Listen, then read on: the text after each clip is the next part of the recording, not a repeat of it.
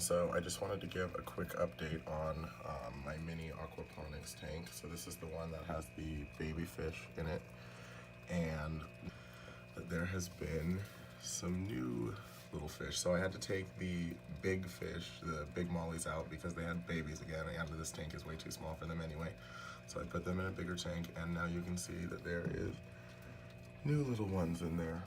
So there's probably about 10 or so of those little fish just kind of all swimming around. They were born a couple days ago, and there's actually some swimming at the top of my 15-gallon too, which is where I moved the mollies, the adult mollies to.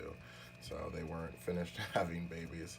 So there's some at the top of that tank. Not only is there a ton of new baby fish, but as you can see, like, there's a ton of baby snails. Most of those look like rocks, but they are actually snails.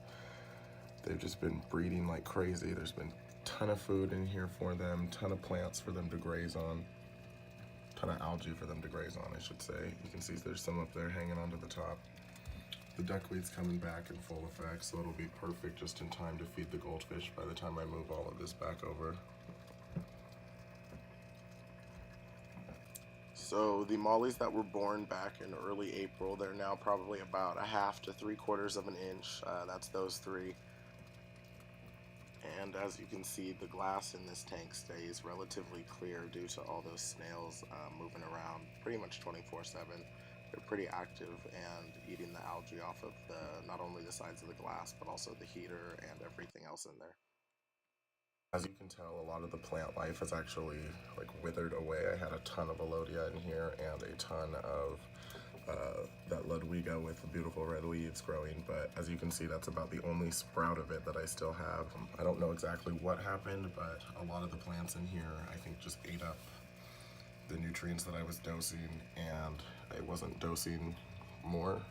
So a lot of the duckweed actually ended up dying off, which is why I said it's cool that it started to come back. And you can see it's just got little roots. It doesn't have the long root system that it used to have.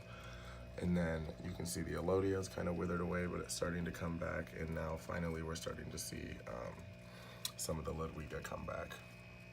But hopefully it keeps growing. The jungle val's done fine. You can see it's got a little bit of the yellowing and browning up the leaves. But other than that, it's still propagating fine and sending runners all around.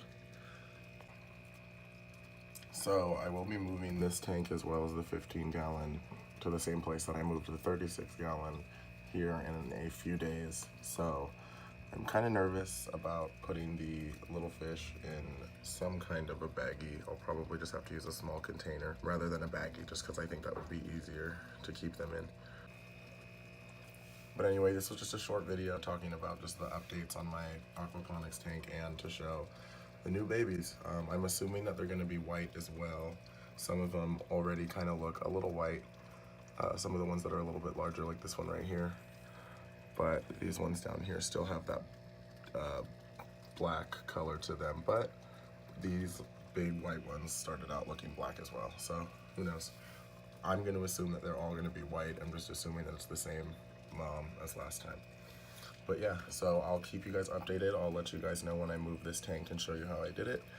And other than that, just remember to stay updated. Thank you.